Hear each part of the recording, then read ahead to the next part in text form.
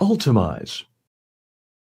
Buying GLP-1 weight loss drugs online sounds cheaper, but the risk can be real and significant. A Hunter College professor gets caught on a hot mic and faces backlash.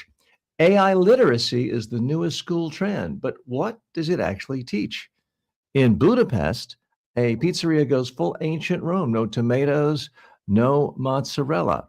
And the Supreme Court knocks down tariffs. Then new tariffs are added back anyway. All that and more today on Filtered.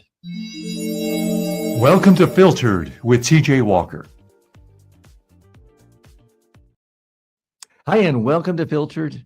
I'm your host, TJ Walker. Thanks for joining me today. Hope you had a great weekend. Hope wherever you are, you're staying warm and safe. Massive snowstorms facing much of the Northeast here in the United States.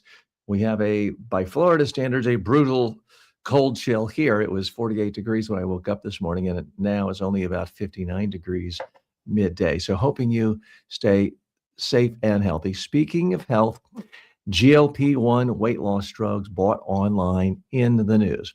More Americans are getting GLP-1 weight loss drugs from telehealth sites and medical spas instead of their regular doctors. The appeal is obvious: easier access and lower prices, often through compounded versions that mimic brand name drugs. But, and it's a significant but, experts warn that compounded GLP-1s aren't FDA approved and typically face lighter oversight than approved products. Regulators have issued warnings to some compounders for sterility problems or for products containing less active ingredients than promised.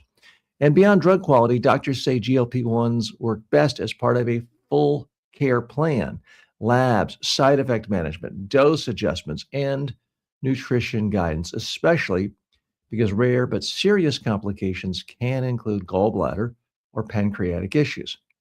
The advice: ask exactly where the drug comes from, how follow-up works, and loop in your primary care doctor.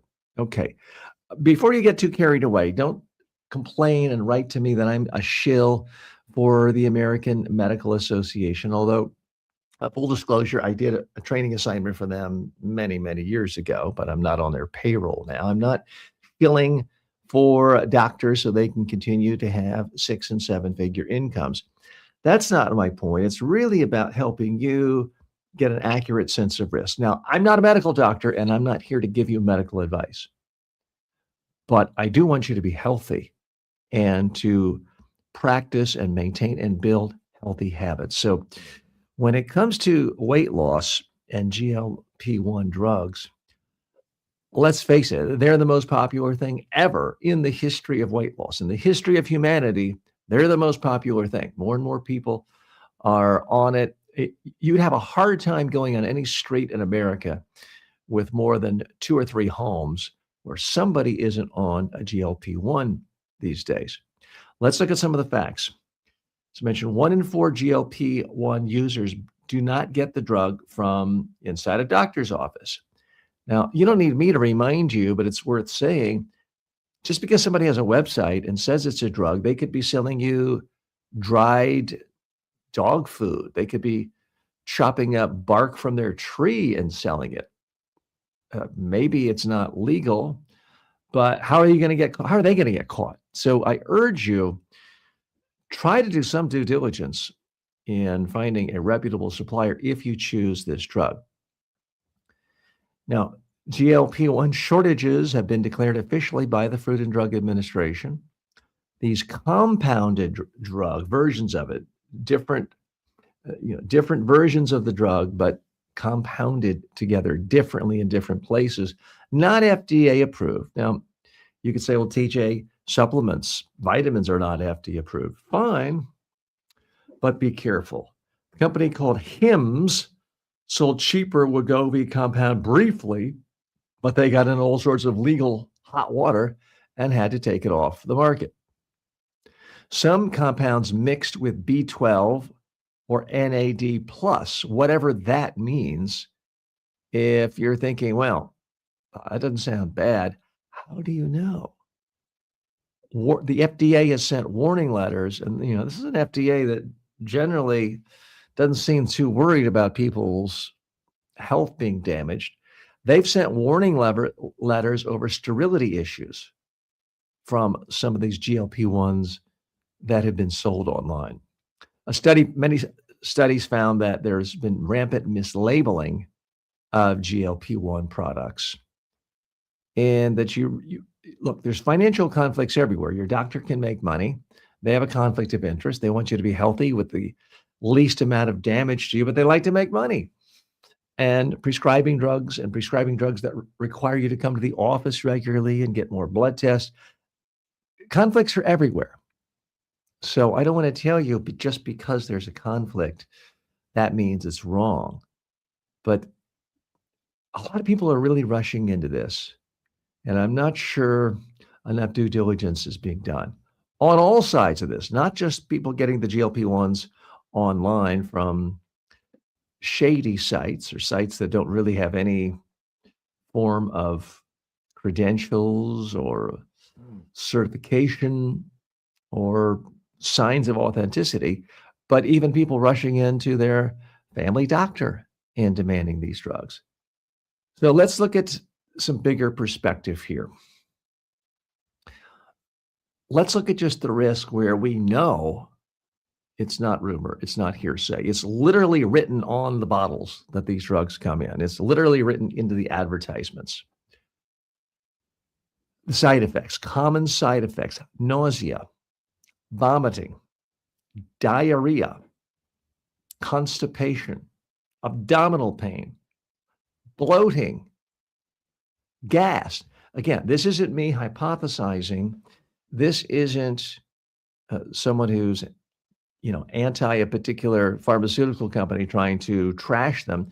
This is what the pharmaceutical companies themselves say about the side effects of these drugs: heartburn, reduced appetite. Well, that's the one thing that is intended. So that's a good thing if you're used to eating too much and eating junk food and all sorts of other food all day long. Fatigue, dizziness, headache, injection site rejections. So these are the common side effects. Nothing unusual at all to get those. There's other moderate risks of the GLP-1s. Dehydration, and this can be from persistent vomiting and diarrhea. Gallstones, gallbladder inflammation. Delayed stomach emptying. Again, you could say that's a good thing. You're less likely to want to go ahead and eat more, but there can be problems. Muscle loss due to rapid weight loss. Nutritional deficiencies. Hair thinning. Now, we don't need any more of that around here. Worsening reflex symptoms. Low blood sugar, which is not a good thing. Now, so those are the moderate risks as reported by the pharmaceutical companies making GLP-1. So this isn't TJ listening to hearsay or just some anti-pharmaceutical crusader. This is what's on the box generally. Okay, now for serious risks from taking GLP-1s, again, all documented by the pharmaceutical companies who created them, tested them, and are selling them. These are not as common, let me be clear and let me be fair. Pancreatitis is a serious risk you can get from taking GLP-1. Severe gallbladder disease, acute kidney injury can happen. Bowel obstruction, severe gastroparesis. I don't know what that is, but it doesn't sound good. Vision changes in diabetics, thyroid C cell tumor risk, and severe allergic reactions. So there's lots and lots of risk here. There are behavioral and structured risk, the weight regain after stopping, psychological dependence on medicine, loss of lean muscle mass if you're not doing resistance training. Other risks specific to the compounded GLP-1s: incorrect dosing, contamination, non-sterile production, out-and-out counterfeit products. What if it's aspirin you're taking? There can be a lack of batch testing. There's no FDA approval process. So there are a lot of issues here. According to Dr. Amy Shear, She told the New York Times, the compounded GLP-1 drugs are not approved by the FDA. According to Dr. Juliana Simonotti, who told the Times as well, this is not just about the weight, it's about improvement of health. So yeah, some people do get improvement of health. So yes, I am listing to you all the things you could get, all the side effects.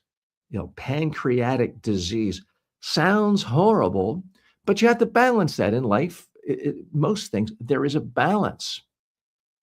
And right now, if you are an obese person, there's a good chance you're going to lose 5, 10, 20, maybe 25 years out of your life because you're much more likely to die from heart attack, stroke, diabetes. There's all sorts of diseases you can get that can end your life by decades by being obese.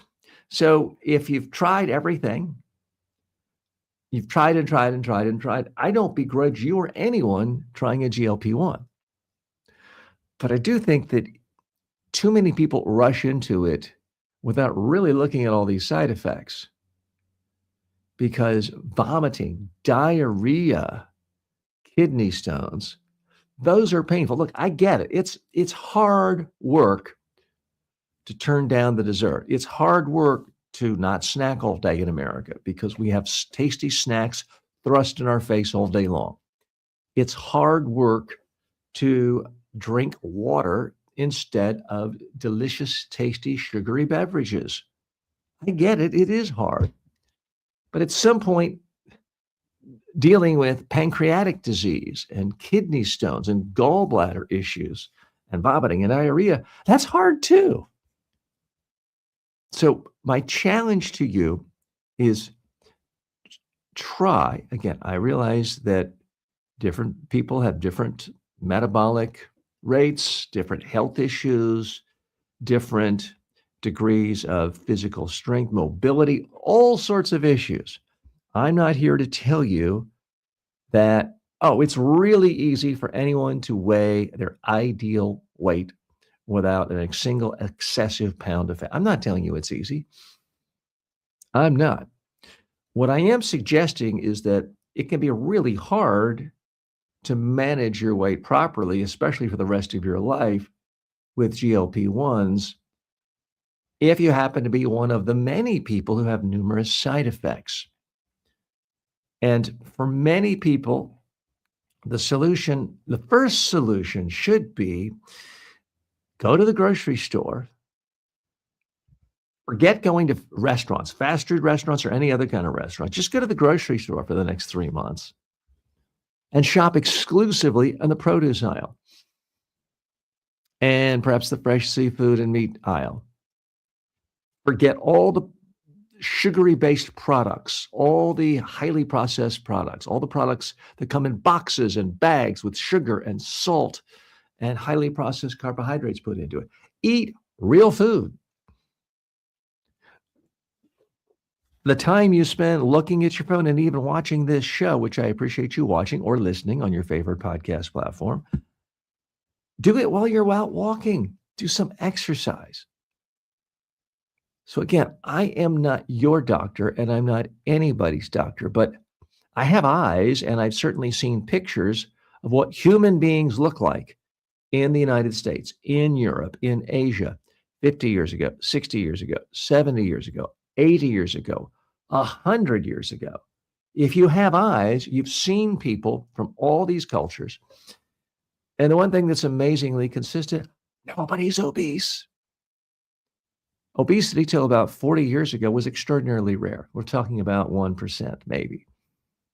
And certainly the extreme obesity, the 400, 500 pound people that you commonly see in America today simply did not exist 50 years ago, 60 years ago, 70 years ago, 80 years ago, 90 years ago.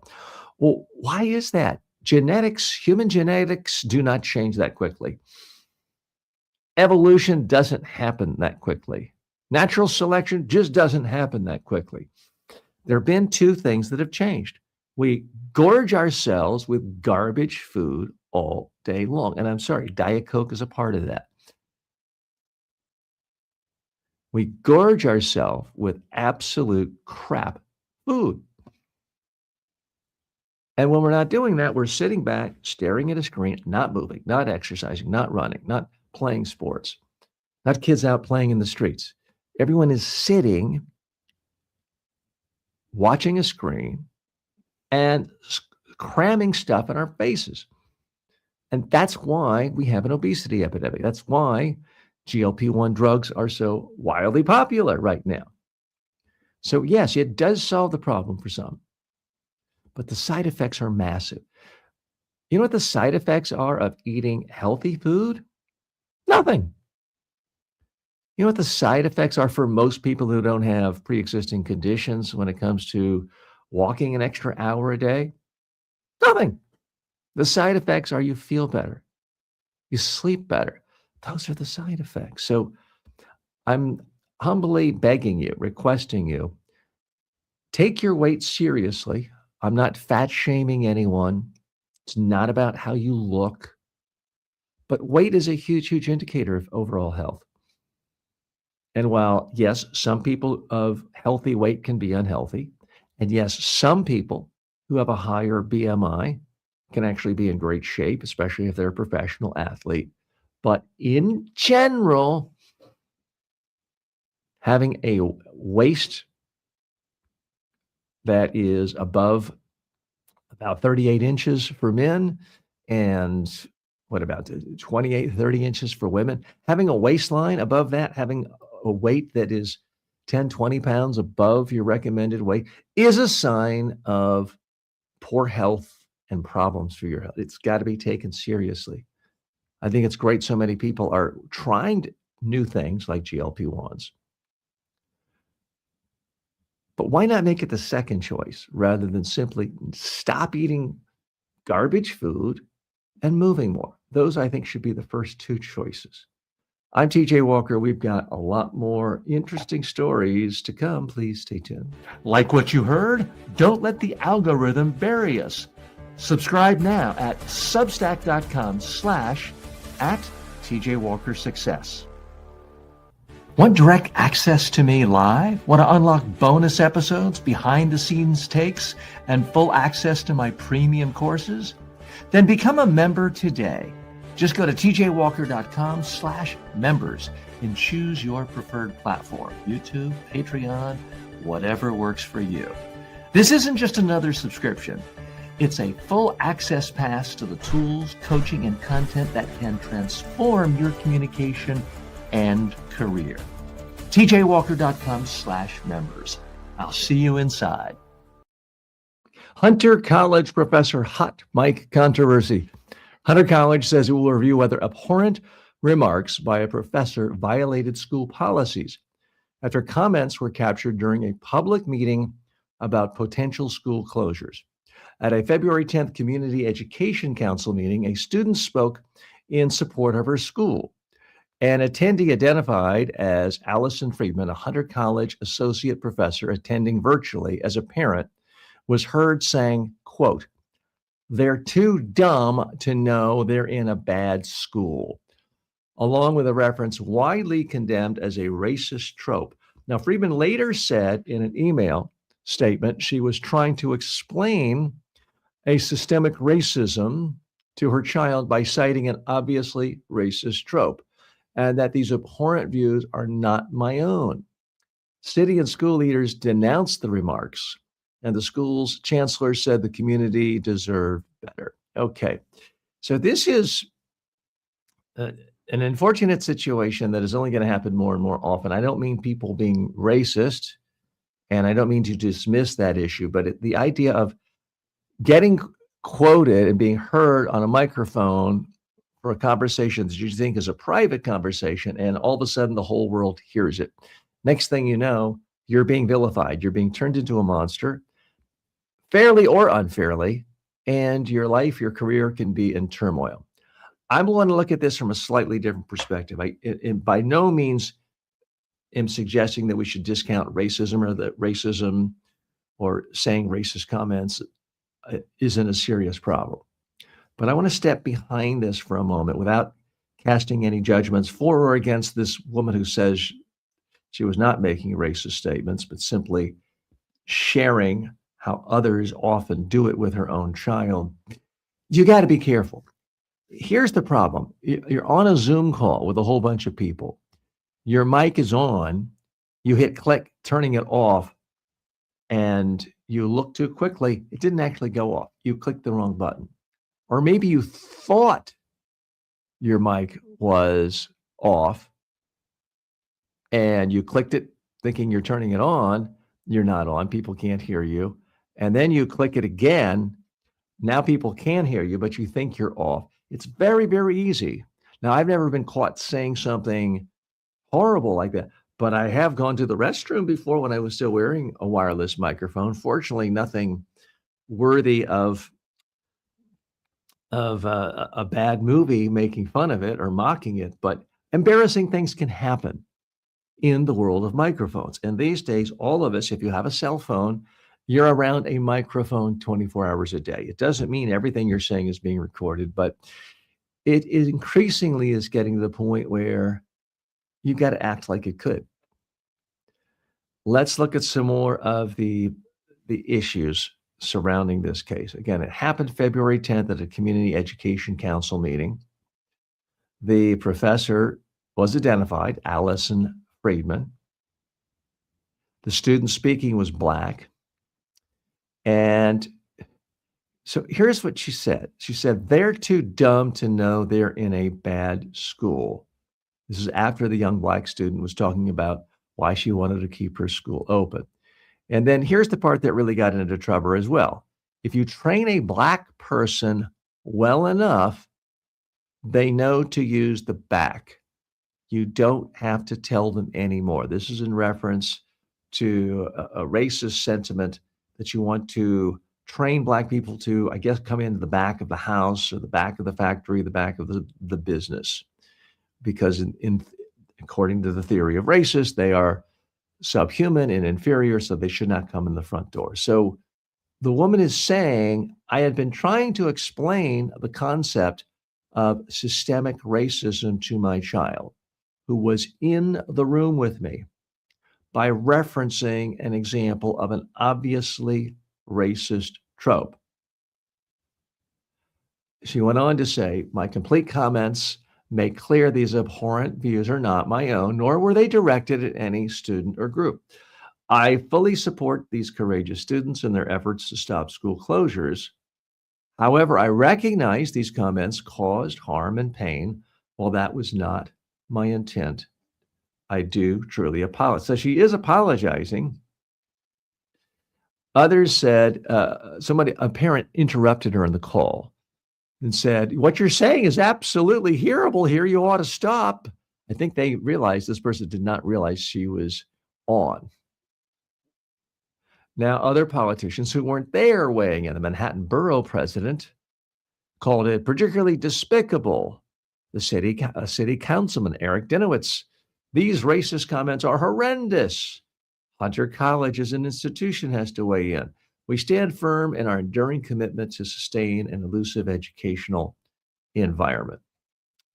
Okay, what are we to make here of all of this? I want to be clear here. I don't think we should all go through life with the idea of, wow, here's a complex subject. I want to talk about problems in society, but I'm afraid to do it with a close family member for fear that if any one sentence is taken out of context, I could be made to look like a racist or a sexist or a bigot or someone discriminatory against someone's religion. I don't think we want to get to the point where every human being feels like they're walking on coals at all times and cannot ever advance a complex argument. Because when you're dealing with complexity, sometimes you have to surface ugly ideas in order to rebut them. But if someone only hears you surfacing the idea without your context, you can be made to look like a fool. Someone can do it to me right now. It is commonly believed that Nick Fuentes says essentially that he loves Hitler. It says, I love Hitler and Hitler's great.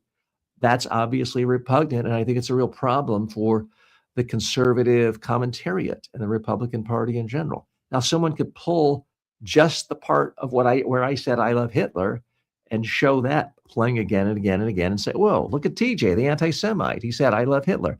Well, yes, technically I said it in a discussion criticizing the anti-Semite who said it.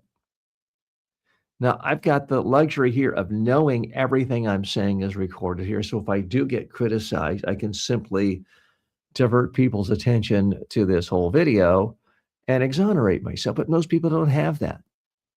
Most people are not thinking in advance, how do I protect myself so that no matter where anyone's standing or sitting or looking or poking at my comments, I still come out smelling like a rose. Most people are not doing that. And if they did, I think it would be harmful to freedom of expression. More important, it's harmful to freedom of thought. Many people miss that nuance. The reason it's important to have freedom of expression in America is if you can't express yourself, sooner or later you stop thinking new ideas. Society becomes calcified because ideas don't grow, ideas don't improve, institutions don't improve. Now, you may be saying, well, that's a bit of a stretch, TJ. You're saying our institutions don't get better, and this woman can say racist things at a school board meeting. No, it's not a direct line. It's not that crystal clear. If you are someone who has directly experienced racism and you heard someone saying this, I don't blame you for instantly jumping to conclusions that, oh my God, how can this woman say this? She must be awful. I don't blame you. However, if you are an institution and you are her employer and you're going to use the heavy hand you have of hiring and firing decisions and completely making or breaking careers, I don't think you should simply look at the quote, look at the headline. Oh, we got a one-day negative headline. Let's try to manage this crisis by having another headline tomorrow saying our college fired this bad person. Because that, unfortunately, is the common reaction of institutions. Whether it's Hunter College, whether it's a small community college, or whether it's an elite school. My own alma mater got into trouble with this a couple of decades ago, Duke University, because they received so much negative publicity regarding the alleged rape of a woman by Duke lacrosse players. There was a tremendous rush to judgment. The students had their academic careers they were kicked out of school. They were vilified. They were trashed. They were presumed guilty. And this went on for years until, oops, it came out. The woman made it all up and was found in a court of law where all the allegations simply were based on nothing. But Duke University apparently wanted to look good, wanted to minimize the damage, wanted to make it look like they were on the right side of power imbalances, just went with the quick media narrative without really looking at the facts. You could say they did reasons about that were good-spirited. You could make the case, but it's not how a free society should be run. So let me be clear. This woman who made these allegations or these statements may be a closet Klansman. I have absolutely, and I'm not making that allegation.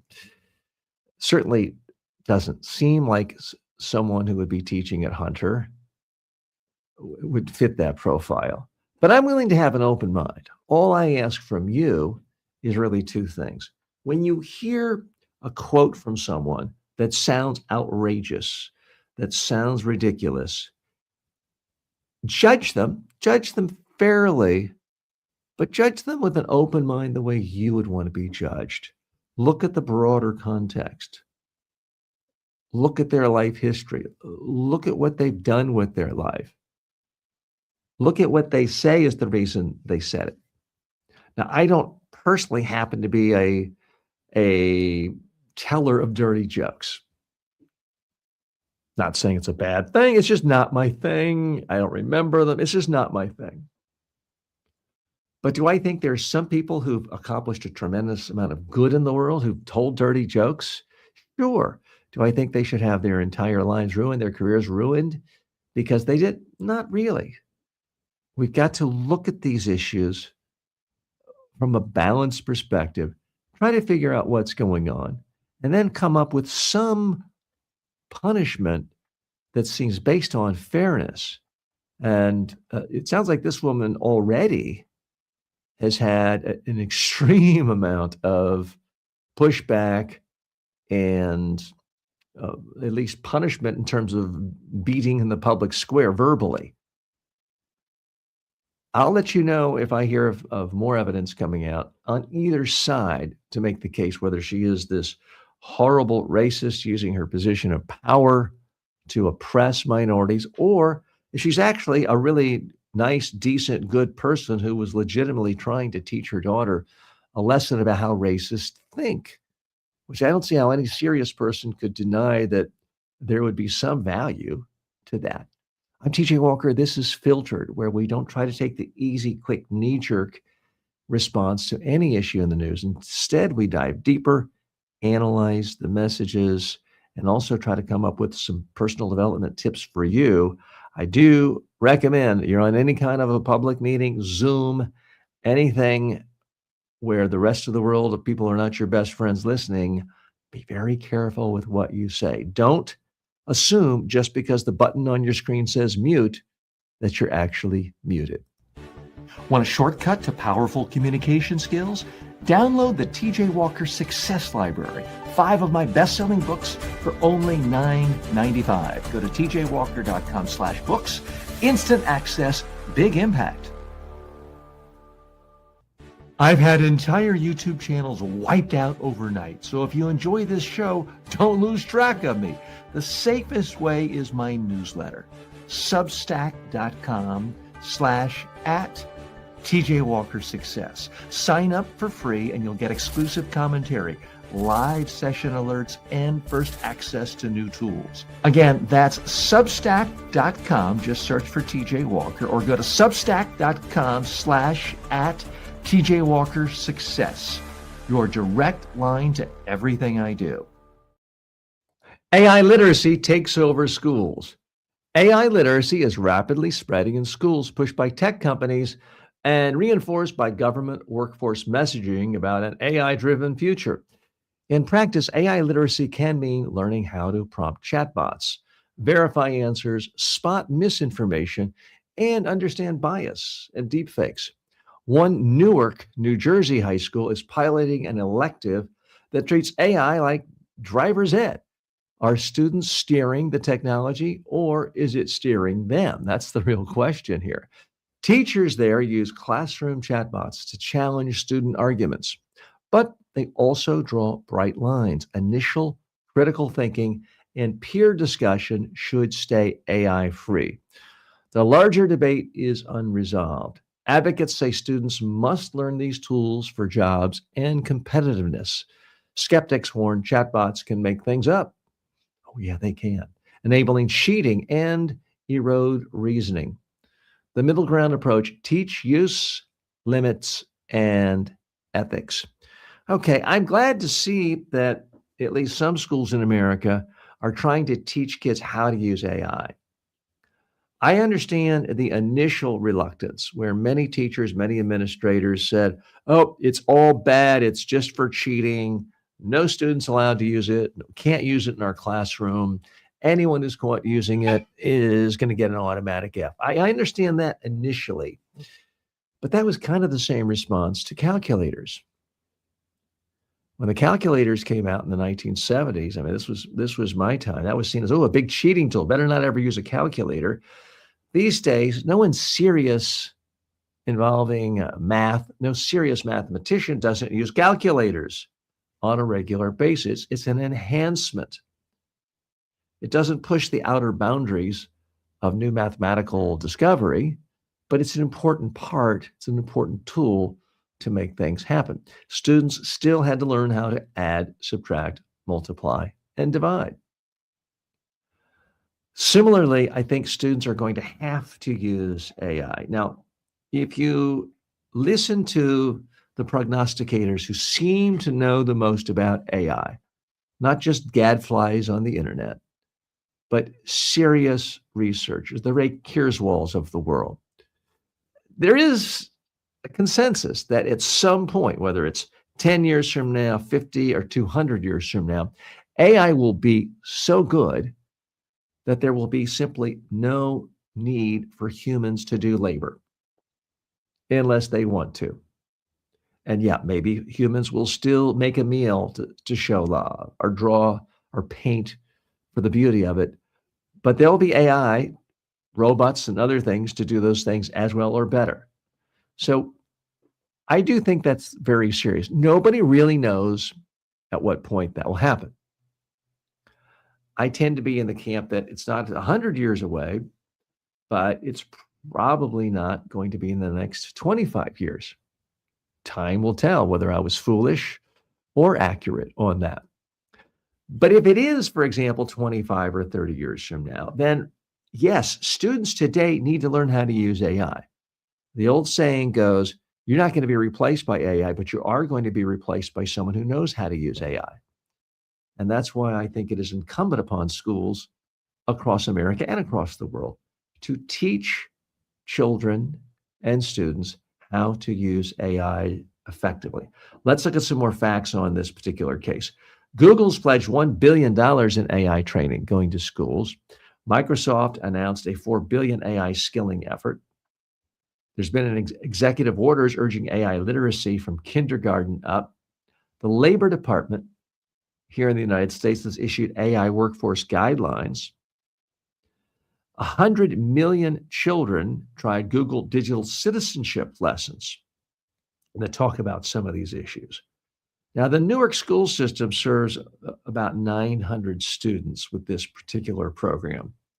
18 students have enrolled in a new AI elective. So it's an elective now. According to Jake Baskin of the Computer Science Teachers Association, students need to be able to make informed decisions about when and how AI tools are used, both in their own work and also when AI is used on them. I don't know how a serious person could dispute that. So what is AI literacy that they're being taught? Right now, it's apparently covering things like prompting chatbots like Gemini or Copilot, fact-checking chatbot output. Yeah, fact-checking is important. Examining bias and misinformation risk, studying deepfakes and synthetic media, and learning how to build custom AI tools. So this isn't completely new. In 2016, European researchers proposed teaching AI concepts in kindergarten. So in Europe, they've been thinking about this a lot. Of course, for most people, myself included, we didn't really start thinking about AI until 2022, when OpenAI came up with ChatGPT. That's when all of a sudden everyone is thinking about it, and it went from 0 users to 100 million users like that in a couple of months. That's what's changed the world. Here's what I believe every student who graduates high school really needs to know, which is if you have a problem, how do you use AI to solve the problem? I don't care if it's the battery on your car is dead. You've got to make a birthday cake and you've never baked before. You need to plan your travel arrangements to go to your grandmother's funeral 3 states away. These are all things that can be made 1,000 times easier using AI. And if you want to be a happy, successful person in the modern world, you've got to know how to use it because everyone else is. The other thing, certainly at the college level, but starting in high school, is whatever career path you're in, you need to learn 2 things, I believe, which is number one, how are people who are at the top of your industry, whatever it is they're doing, they might be selling snow cones on your corner, But whatever people are doing in your industry, the most successful people, how are they currently using artificial intelligence? That's the first thing you need to be able to think about, research, and ask. And by the way, you should ask an AI that question as it relates to your industry. The second thing you need to think about is how can you use AI to help people in your industry or whatever it is you do to be more effective? Those are questions I ask myself because, look, I'm too dumb to learn how to program Python, or I won't say too dumb. I don't have the sustained interest and therefore the sustained focus it would require for me to learn how to actually program in Python. Nor do I think that's the best use of my time. But I do have the ability, the focus and attention thinking about how can I help human beings develop personal development habits more successfully, develop communication skills more effectively. So I'm looking at artificial intelligence through that lens on a daily basis. That's why 2 years ago, I created my tjwalker.ai clone to answer your questions 24 hours a day about any aspect of personal development or communication skills. That's why I'm constantly creating new online courses and new podcasts using, in my case, I use OpenAI, I use ChatGPT, the 5.2 version now, the paid version.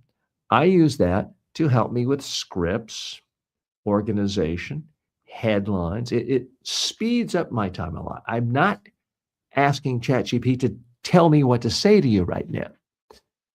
That's coming from my own brain. But the way I'm using artificial intelligence is for structure, for organizing it, allowing me to do things quicker, faster, less expensively,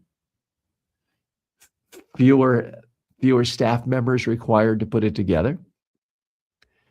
And it does a great job of summarizing. So just so you know, full transparency, when I'm reading my news script, when I'm introducing a topic, I'm not using words AI created. What I am doing is looking at, I've already isolated a story in a major media news outlet where it was prepared by real journalists, either the Wall Street Journal, the New York Times, the London Times, the Guardian. I'm using serious sourced materials. I'm then asking ChatGPT to help me rewrite it and summarize it in about 45 seconds to set it up for you. And then you and I have this conversation here where it's not based on AI, but AI streamlines the process. It simplifies it. It allows me to put together a show without having to have some huge staff and a huge budget. So that's how I do it. It allows me to create more online courses and to structure things more efficiently and to tag things and code things without having to hire 10 more people. So it allows me to be a lot more productive. I think every single high school student in America needs to know. I think every human being needs to know how to use AI to be better at what they do. And what's hard for a teacher to teach and for AI to teach is how to be curious.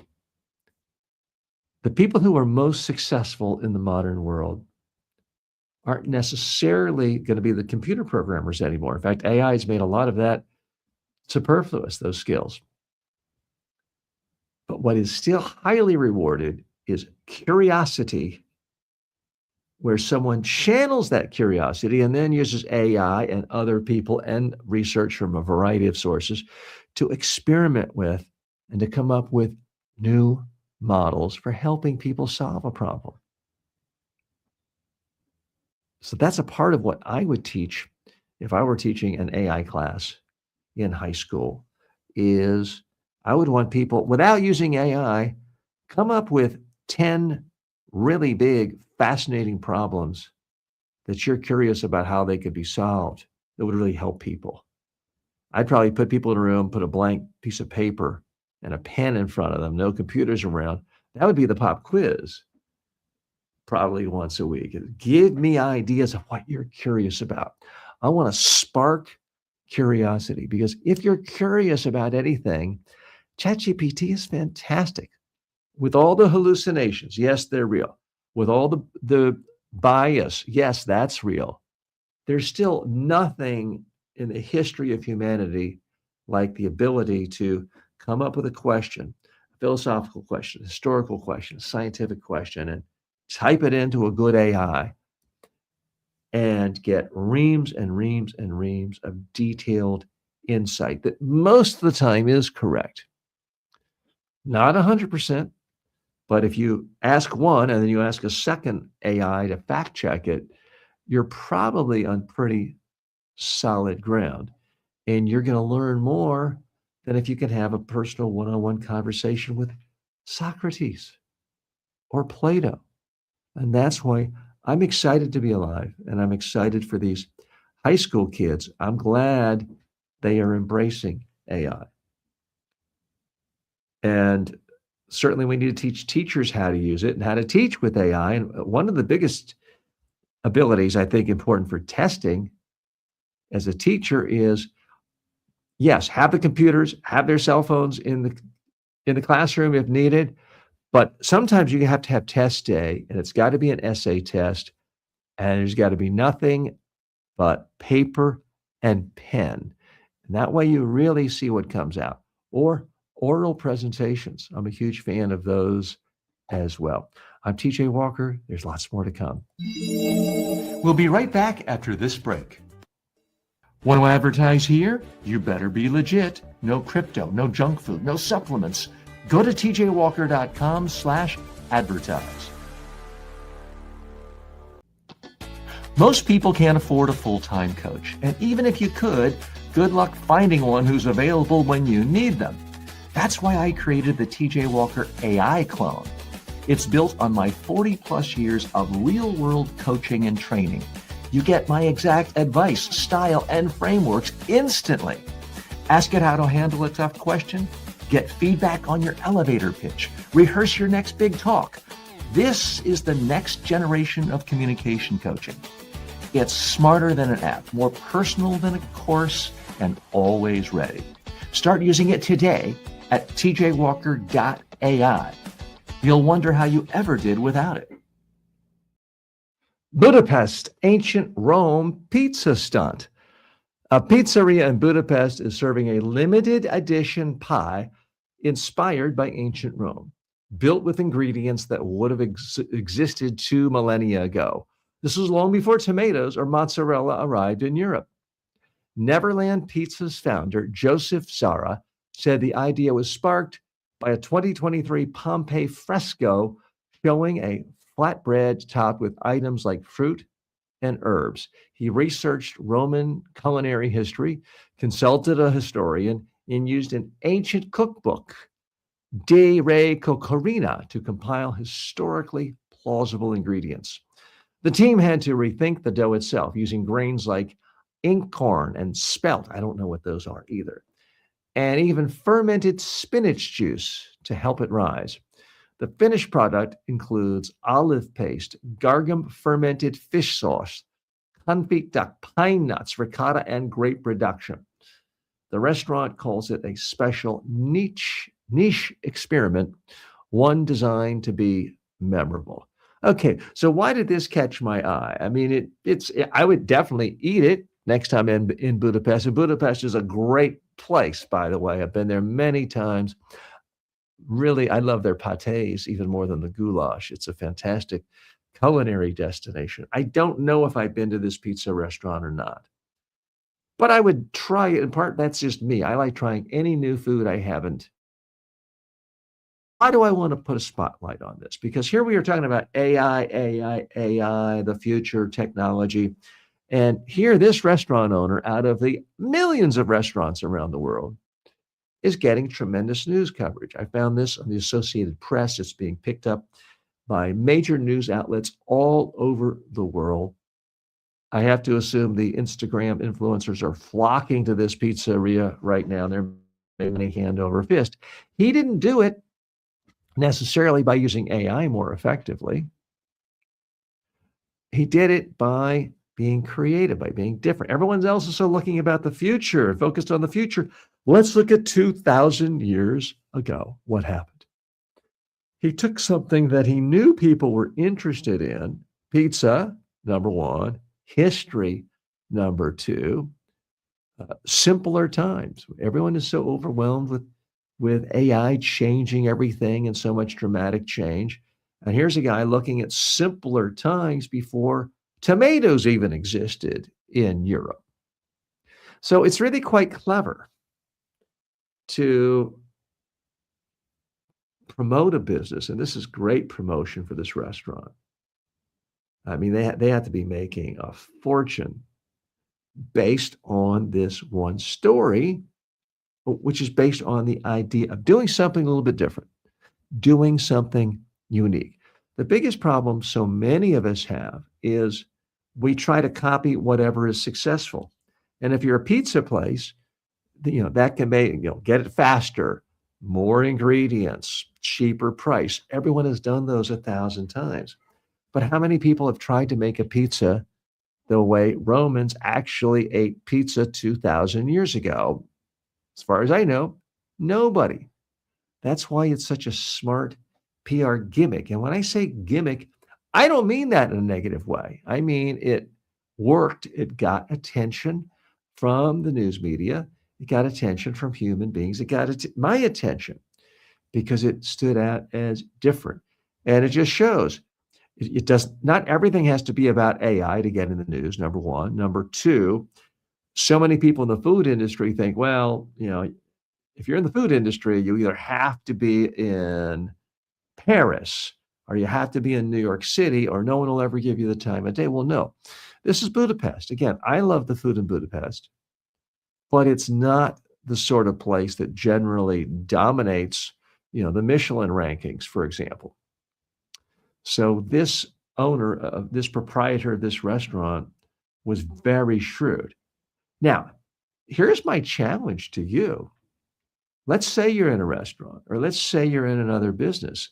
There's nothing wrong with you going to ChatGPT or Claude or Anthropic or any of these other AI platforms and say, hey, I was very interested in the way this owner of this pizza shop got massive, massive worldwide attention, not by being high tech, but by coming up with this low tech gimmick of creating a pizza of what it would have been like 2,000 years ago. Give me an idea of how I can do something similar to generate massive, massive worldwide media attention for my business. Whether you have a restaurant that's a Mexican restaurant, for example, or an Indian restaurant, whatever it is, you could try it for a restaurant, but you could try it for a car mechanic shop. You could try it for a nail salon. You could do it for anything. So that's one area where I think that so many people go to college for a 4-year marketing degree. If you can come up with an idea like this or even ask the right question of a chat GPT to help you come up with a gimmick like this, that's going to be worth a lot more than a 4-year marketing degree. If it's genuinely interesting, it's novel, it's different, it captures people in an intriguing way, and especially if it's something visual, like I've got a picture of a pizza right here. Those of you listening on the podcast, you may want to try the video version on YouTube from time to time. I have a picture of what looks like a delicious pizza to me. The bread looks great, although there's no tomatoes or tomato sauce or cheese on it, apparently. But it's worth its weight in gold in terms of publicity for this one owner. I'm TJ Walker. There is more to come. Filtered is brought to you by the following. You don't need a new degree. You don't need another expensive coach. You need the right communication habits, and I'll teach them to you in just a few minutes a day. At MediaTrainingWorldwide.com, I've created the most comprehensive library of online communication and personal development courses anywhere. You'll learn public speaking, media training, persuasion, executive presence, and more. These are the same methods I've taught to world leaders, but now they're affordable and accessible to everyone. You can start for free and upgrade anytime. Go now to MediaTrainingWorldwide.com. Confidence isn't a personality trait, it's a skill and it's trainable. Most people can't afford a full-time coach, and even if you could, good luck finding one who's available when you need them. That's why I created the TJ Walker AI clone. It's built on my 40 plus years of real world coaching and training. You get my exact advice, style, and frameworks instantly. Ask it how to handle a tough question, get feedback on your elevator pitch, rehearse your next big talk. This is the next generation of communication coaching. It's smarter than an app, more personal than a course, and always ready. Start using it today at tjwalker.ai. You'll wonder how you ever did without it. The Supreme Court ruled 6-3 that President Trump exceeded his authority when he imposed sweeping tariffs using a 1970s emergency statute to bypass Congress. Chief Justice John Roberts wrote that the law did not allow unilateral tariffs of that scale. Trump learned of the decision during a White House meeting and said he had a contingency plan and ended the meeting early. Later Friday, he announced a new 10% global tariff on all imports using a different legal authority and said he'd open investigations aiming at justifying additional tariffs. He also said he would not restore the de minimis exemption that had allowed billions of low-value imports to enter tax-free. On Saturday, he raised the new global tariff to 15%, effective immediately. Businesses and consumers now face uncertainty over prices, supply chains, refunds, and trade deals already signed. Okay, folks, we're in bizarre times here. This show is not a political show. It's a show designed to analyze top business, cultural, economic, scientific, health, and cultural issues of the day. So I'll leave it to the others on Fox News Channel, MSNBC to be full-time political pundits. But sometimes the issues are simply so big you cannot ignore it. When you have hundreds of years of history of the United States being a bastion of free market enterprise, capitalism, being taken over by, what do you want to call it, socialist ideology, a royalist ideology, a fascist ideology. There's all a thugocracy. There's all sorts of things you could call what's happening in the United States today. One thing you can't call it is rule of law. You can't call it democracy, and you can't call it capitalism, and you certainly can't call it free market capitalism, because we have increasingly a situation where one person says, I get to do whatever I want. And Trump essentially said that after this ruling. He said, I can do whatever I want. I can ruin this country, he essentially said. He said any judge who ruled against him was basically an idiot and a fool. And he was talking about Neil Gorsuch and Amy Barrett, two Supreme Court justices that were his own picks who ruled against him. So it's not a situation where you're saying, well, other people of other political parties who have different judicial philosophies are misguided. He's saying, no, here are people who I specifically selected for their judicial philosophy. But if they don't give me what I want every single time, I'm going to mock them, ridicule them, humiliate them, and essentially try to destroy their lives. Now, look, folks, I can understand if you are a conservative Democrat and you didn't like Kamala Harris and you didn't vote for her. Okay, fine. But if you consider yourself a conservative Republican, a conservative Democrat, someone who believes in free enterprise, what I can't understand is how you are not screaming at the top of your lungs, standing on the top of your roof, shrieking, pulling your hair out, saying, this guy's destroying our world as we know it. Because he just is. Rand Paul occasionally shows a teeny tiny bit of spine. But otherwise, we have people who call themselves conservatives, who call themselves free market enterprise Republicans, who are very quick to denounce any Democrat who ever suggests, oh, maybe we raise the top marginal tax rate by 2%. They're a dangerous communist for doing that. Meanwhile, we have this guy who is essentially trying to completely control every aspect of every big company in the country and increasingly every industry around the world. It's as if, Fidel Castro were given atomic bombs and crystal meth with unlimited supplies of both in his heyday and said, do whatever you want.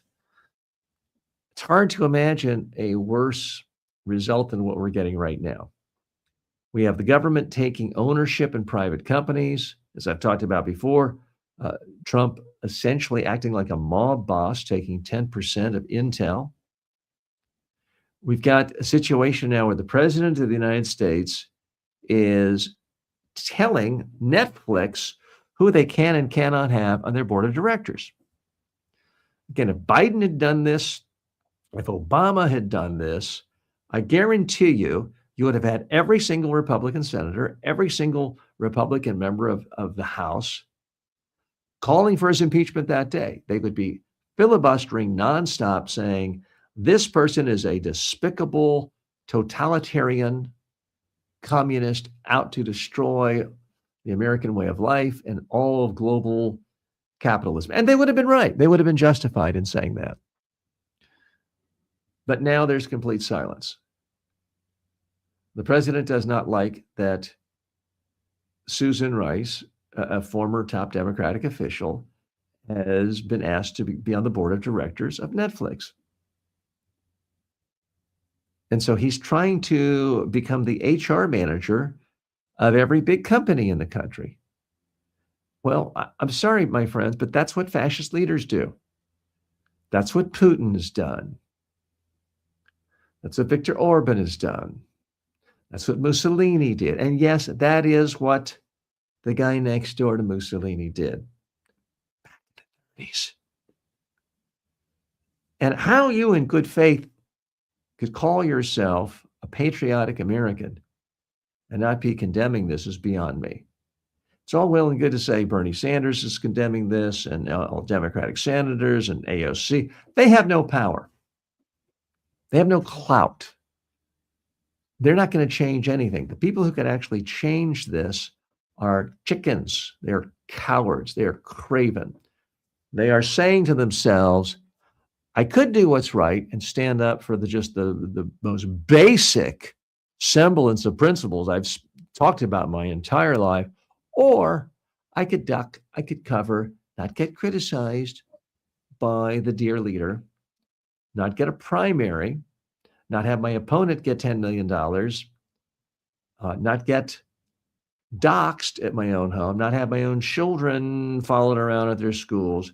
I can just play it safe and keep my mouth shut and not criticize this guy for doing things that are utterly antithetical to everything capitalism is supposed to be about, everything that a rule of law society is supposed to be about, everything our Constitution is about.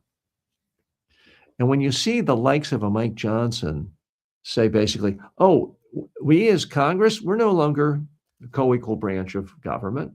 We're here to simply bow down and worship at the altar of our cult leader. And the fact that Congress used to do things like control spending and control taxes, that doesn't matter anymore. We have ended a democracy and we become a cult. And we are good cult members. That's essentially what the Speaker of the House is saying these days.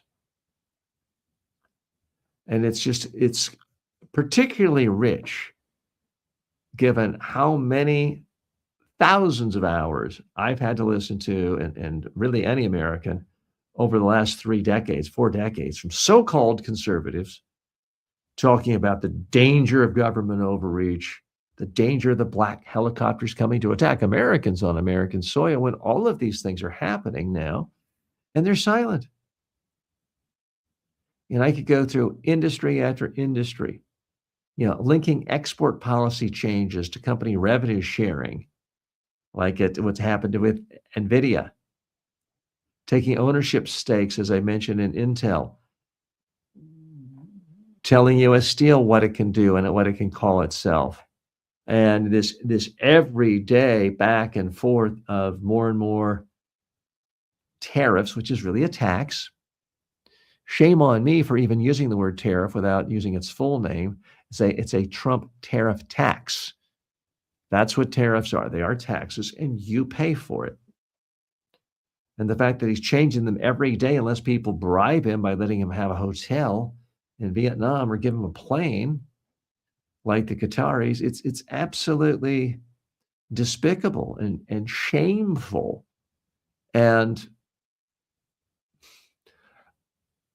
let's put it this way.